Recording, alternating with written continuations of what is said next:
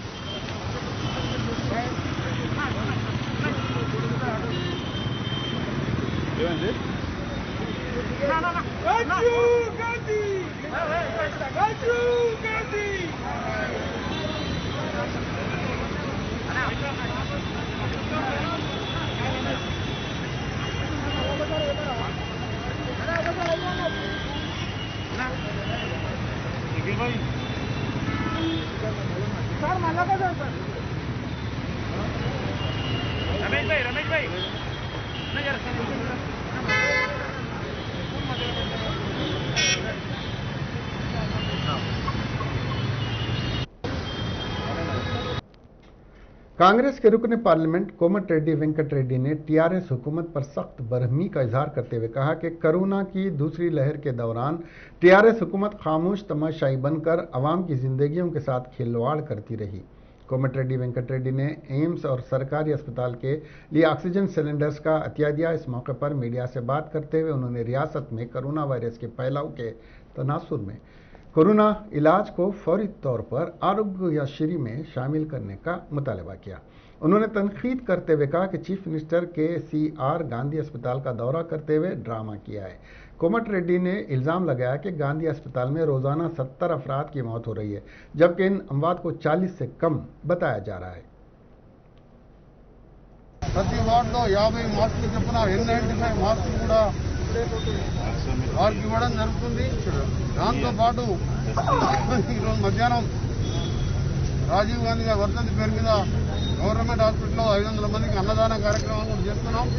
ఈ కార్యక్రమాన్ని నిరంతరం పేద ప్రజలకు అందుబాటులో ఉంటూ కాంగ్రెస్ పార్టీ చేస్తుందని చెప్పి మీ అందరికీ తెలియజేసుకుంటూ ముఖ్యమంత్రి గారికి ఇప్పటికీ చెప్తున్నాం, మీరు గాంధీ హాస్పిటల్ పోయి మంచిగా ఉన్న పేషెంట్లను చూసుకుని కాదు, నాటకాలు అయితే సమయం కాదు ఇది. ఈరోజు ప్రతిరోజు గాంధీ హాస్పిటల్లో 60, 70, 80 మంది చనిపోతున్నట్టు హాస్పిటల్ అధికారులే మీరు రోజు ఫోన్లో మాట్లాడుతూ చెప్తున్నారు. రాష్ట్రం మొత్తం 30 మంది 25 మంది చనిపోతున్నట్టు చూపిస్తున్నారు. ఒక్క గాంధీ హాస్పిటల్లోనే 15వ తారీఖు రోజు 84 మంది చనిపోయిండు, 16వ తారీఖు రోజు 63 మంది చనిపోయిండు, 17వ తారీఖు రోజు 52 మంది చనిపోయిండు. ఇవి మా లెక్కలు, హాస్పిటల్లో తీసుకున్న లెక్కలు. అలా గాంధీలో అంతమంది చనిపోతే తెలంగాణ మొత్తం కూడా యావరేజ్గా 500-600 మంది ప్రతిరోజు చనిపోతున్నారు. ఆయన మొత్తం టెస్టులు బంద్ చేసిండు. ముఖ్యమంత్రి గారు చెప్తున్నాం, మీరు ఇంతకుముందు చెప్పాను కరోనా కోసం ఎన్ని వేల కోట్లైనా ఖర్చు పెట్టాలని చెప్పి ఈరోజు టెస్టులు కూడా చేయలేని పరిస్థితుల్లో తెలంగాణ రాష్ట్రం ఉందంటే సిగ్గుపడాలి మనం. తెలంగాణ साबिक अपोजिशन लीडर कानून साज काउंसिल मोहम्मद अली शब्बीर ने अपने ज़िले कामारेड्डी में साबिक वज़ीर आज़म राजीव गांधी की बरसी के मौके पर कोरोना के मरीजों में ऑक्सीजन सिलेंडर्स, मास्क, सैनिटाइज और अशियाए ज़रूरिया के किट्स तकसीम किए। शब्बीर अली ने राजीव गांधी के मुजस्समे पर फूल मालाएं पेश करते हुए उनकी खिदमात को ज़बरदस्त खिराज अक़ीदत पेश किया। ప్రతి చోట ఐటీలో ముందున్నారంటే రాజీవ్ గాంధీ వల్ల. ఇలా కెనాల్స్ అందరినీ కలిపి ఇలా కేసీఆర్ ఏదో చెప్పుకుంటున్నాడు. ఆ కార్యక్రమం మనం ప్రణాళిక చేయాలని చెప్పి రాజీవ్ గాంధీ గారి ఒక ఆదర్శాన్ని చూస్తూనే ఆ ప్రణాళిక సేవల కార్యక్రమం పెట్టడం జరిగింది. అంటే రాజీవ్ గాంధీ గారు యువకులకు 18 సంవత్సరాలకు తక్కువ ఇలా మొబైల్ కోర్సులు, యువకులకు ఉపాధి హామీ, ఇవి అన్నీ కూడా కంప్యూటర్ సైన్స్ ఇచ్చింది రాజీవ్ గాంధీ. కానీ ఇప్పుడున్న ప్రధానమంత్రి మోదీ గారు నెహ్రూ ने क्या किया అంటారు. कांग्रेस प्रदेश कांग्रेस कमेटी के सदर N उत्तम कुमार रेड्डी ने आन जहानी साबिक वज़ीर आज़म राजीव गांधी की बरसी के मौके पर उन्हें खिराज अक़ीदत पेश किया। हुजूर नगर असम्बली हल्के के एरिया हॉस्पिटल में मरीजों में ड्राई फ्रूट, मेवाजात, दीगर अशिया तकसीम किए। उन्होंने कहा कि राजीव गांधी हमेशा फलाह बहबूद के लिए काम करने वाले वज़ीर आज़म थे। उन्होंने कहा कि हुजूर नगर का एरिया हॉस्पिटल जब मैं मुत्तहदा रियासत में हाउसिंग वज़ीर था उस वक्त तामीर हुआ। उसका संग बुनियाद साबिक चीफ मिनिस्टर के रोशैया ने रखा था। 100 बेड्स के हॉस्पिटल में के चंद्रशेखर राव हुकूमत मरीजों और दवाखानों के ताल्लुक से संजीदगी का मुजाहरा न कर सकी। अमले का दवाखाने में फुकदान है। उन्होंने कहा कि राजीव गांधी की बरसी के मद्देनज़र मरीजों से मुलाकात का मौका हासिल हुआ और उसमें एतमाद हौसला बुलंद हुए।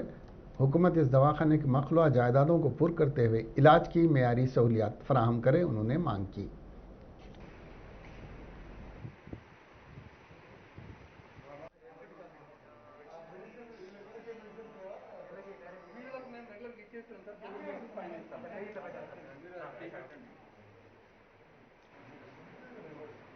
ఇది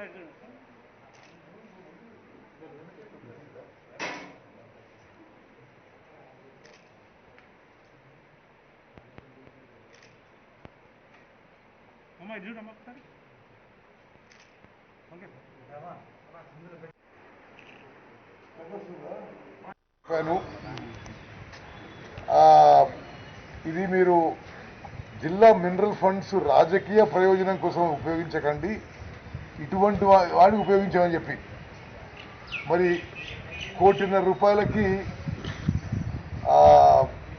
ఒక మిషన్ వస్తుంది, సిటీ స్కాన్ మిషన్ వస్తే ఇప్పుడు ఏదైతే హుజూర్నగర్ ప్రజలందరూ కోదాడికి పోవాల్సి వస్తుంది సిటీ స్కాన్ కోసం. ఇక్కడే కొనాలి ఇమీడియట్ గా రాష్ట్ర ప్రభుత్వం. City police commissioner Anjani Kumar ने शहरियों से लॉकडाउन में तामुल करने की अपील की है। अंजनी कुमार ने गलत दस्तावेजात के साथ सड़कों पर घूमने पर सख्त कार्रवाई करने का इंतबाह दिया है। सीपी ने शहर में लॉकडाउन के निफाज का जायजा लिया। इस मौके पर अंजनी कुमार ने इलाके दुलसुख नगर चेक पोस्ट का मुआयना किया। इस मौके पर उन्होंने मीडिया से बात करते हुए कहा कि कमिश्नरेट हुदूद में 180 तफ्तीशी मराकिज कायम किए गए हैं।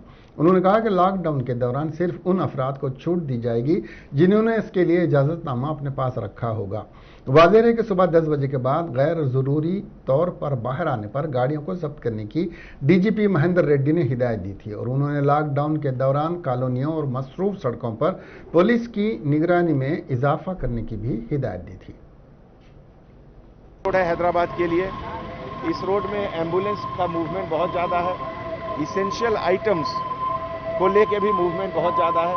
लेकिन आज एक जो चीज़ देखने को मिली उसमें यह है कि बहुत लोग मिसयूज़ कर रहे हैं पास को, पुराने मेडिकल प्रिस्क्रिप्शन को दिखाकर या विंड स्क्रीन पर इसेंशियल सर्विसेज का स्टिकर लगाकर गाड़ी का पर्सनल मिसयूज़ कर रहे हैं। ऐसे लोगों में से करीब 65 गाड़ियों का अभी तक सीजर हुआ है। मैं सभी लोगों से रिक्वेस्ट करता हूं, अपील करता हूं कि इस तरीके का मिसयूज़ करेंगे तो आपका गाड़ी सीज होगा और इसीलिए दूसरे को आप दिक्कत कर रहे हैं। जो जेन्युइन इसेंशियल मूवमेंट के लिए गाड़ी है, जेन्युइन मूवमेंट जो एम्बुलेंस के लिए गाड़ी है, आपके कारण उनको दिक्कत हो रही है। इसीलिए मैं आप लोगों को जो मिसयूज़ कर रहे हैं उनको वार्निंग देता हूं कि आपके ऊपर डिजास्टर मैनेजमेंट का केस भी लगेगा अगर आपके कारण कोई एम्बुलेंस या कोई इसेंशियल सर्विसेज के मूवमेंट। कांग्रेस के कायद मल्लू भट्टी विक्रमार्का ने अपने असम्बली हल्के मधिरा के कैंपस ऑफिस पर साबिक वजीर आजम भारत रत्न आंजहानी राजीव गांधी की बरसी के मौके पर उनके पोर्ट्रेट पर फूल पेश करते हुए अकीदत पेश की। मल्लू भट्टी विक्रमार्का ने बरसी के मौके पर अवाम में मास्क तकसीम किए। उन्होंने कहा कि साबिक वजीर आजम और आंजहानी कायद राजीव गांधी हिंदुस्तान को 21वीं सदी में ले जाने के ख्वाब की ताबीर करते हुए टेक्नोलॉजी को फ़रोग़ दिया। उन्होंने कहा कि राजीव गांधी ने ग्राम पंचायत को इख्तियारात दिलवाने, 18 साल की उम्र में नौजवानों को वोट के हुकूक से आरास्ता किया। मुल्क की तरक्की में कलीदी किरदार अदा करने वाले राजीव गांधी हैं, उन्होंने कहा। केसीआर सेवा समिति, ग्रीन इंडिया चैलेंज और तेलंगाना जागृति के ज़ेर एहतमाम नीलोफर अस्पताल, Nampally railway station campus, public garden के करीब चौथे रोज अन्नदान प्रोग्राम का इनेकाद अमल में आया। लॉकडाउन के दौरान हर दिन 1500 अफराद के लिए खाना फराहम किया जाएगा। तेलंगाना स्पोर्ट्स अथॉरिटी के चेयरमैन ए पूरम वेंकटेश्वर रेड्डी, तेलंगाना जागृति रियासत के नायब सदर राजीव सागर, TRSV के रियासती जनरल सेक्रेटरी गदर राजू चंदू और दीगर ने शिरकत की।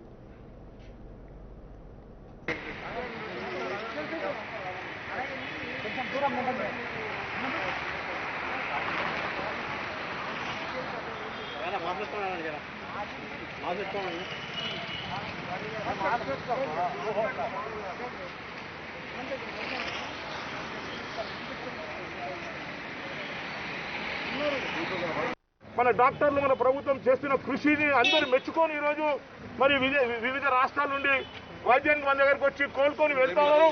కేసీఆర్ గారు, KTR గారు, మరి హరీష్ రావు గారు, కవితమ్మ గారు, పంతోయ్ గారు టాస్క్ ఫోర్స్ ఏర్పాటు मरकजी ममलिकती वजीर दाखिला किशन रेड्डी ने बरकतपुरा इलाके में Bharatiya Janata party city office में युवा मोर्चा के ज़ेर एहतमाम कोरोना से मुताल्लिक़ खानदानों में फूड डिस्ट्रीब्यूशन प्रोग्राम का आगाज़ किया। इस मौके पर खिताब करते हुए किशन रेड्डी ने कहा कि मरकज़ की जानिब से गरीब अवाम में माह मई और जून में फ़ीकस 5 किलो चावल मुफ्त फराहम किए जा रहे हैं। उन्होंने कहा कि कोरोना की दूसरी लहर के पेश नज़र बीजेपी कायदीन मास्क और इम्यूनिटी की ग़िज़ा तकसीम की है। उन्होंने कहा कि लॉकडाउन ख़त्म होने तक कोरोना से मुतासरा ख़ानदानों को यूथ मोर्चा की जानिब से गरीब अफराद में मुफ्त खाना फराहम किया जाएगा। किशन रेड्डी ने कहा कि 7 तेलंगाना के 46 अस्पतालों के 1405 मराकिज़ पर एमपी फंड से वेंटिलेटर खरीद कर और भेजे गए हैं। उन्होंने अस्पतालों में मतलूबा तिबी अमले की फौरी भर्ती का मुतालबा किया है।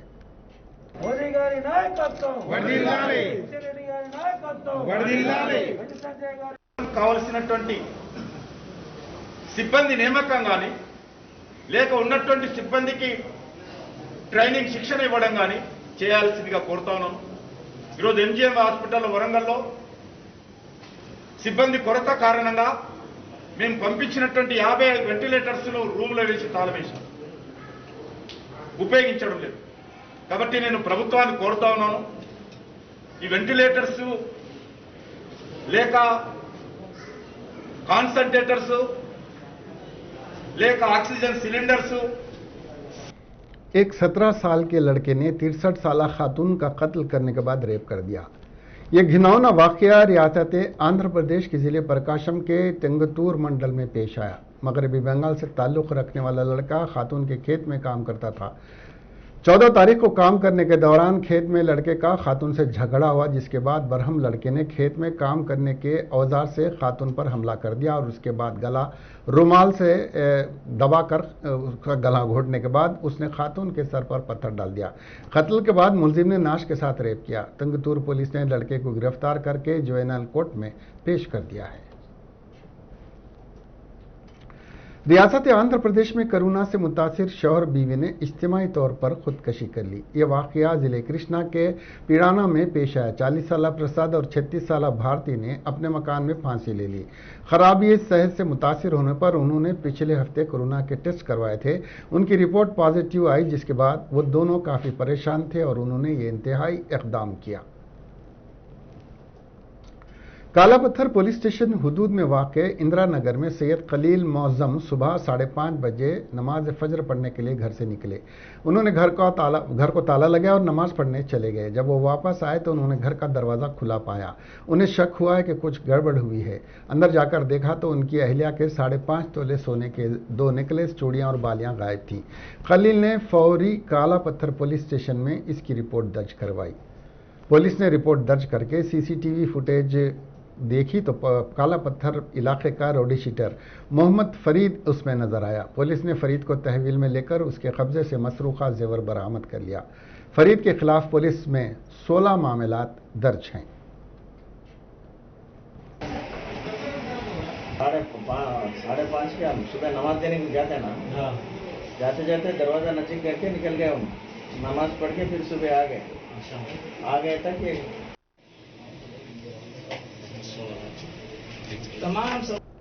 एक नौजवान लड़की जो अपनी मर्जी से शादी करना चाहती थी, घर वालों की जानिब से रिश्ते तलाश करने पर मायूस होकर खुदकशी कर ली।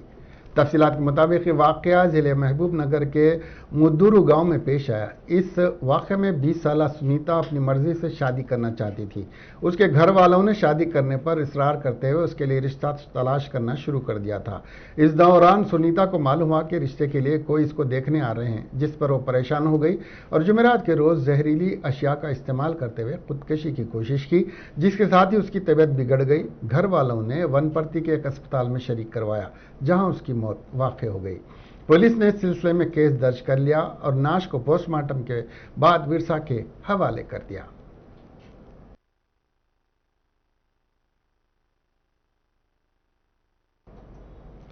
इसके साथ ही ये खबरें यहीं ख़त्म हुई। अब हमें दीजिए इजाज़त और देखते रहिए आपका अपना INN चैनल। खुदा हाफिज़।